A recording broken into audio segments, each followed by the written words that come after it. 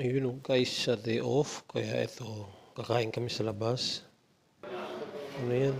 Pares yan guys, pares. Sa halagang 15 real, may dalawang manok siya. Dalawang kalahating manok. Kumaga parang buong manok, naghahati.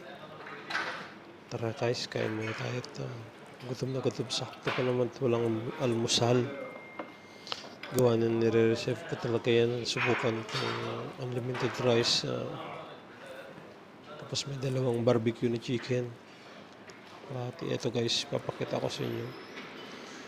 Dalawa kami ni bro Alejandro, shout out sa kasama akong OFW na bakasyon. Wala ka rito. Enjoy. Ano muna kami. Actually guys, hindi ko left-handed dahil sa camera yan. Siya na guys, medyo pause ko ng kaigisip ko lang. Naisip ko i-edit to. Guys, tapos may Pepsi. Bira naman ang inom ng Pepsi ngayon lang. Minsan kakain. Ito nga pala guys, yung kasama ko na si Mang Kanor Disikin. Ayan guys. Mang Kanor Disikin.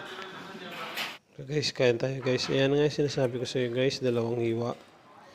Halagang 15 real. Tapos nakatatlong ulit ako na kanin dyan siguro. Nakatatlong pinggan na kanin. Guys, ayan o. Oh, sulit guys.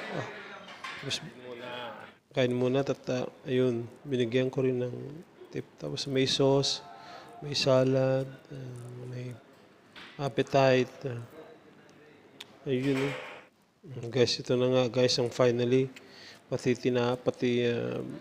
para sa pusa, wala siyang makain, saka para sa aso. Maraming salamat guys.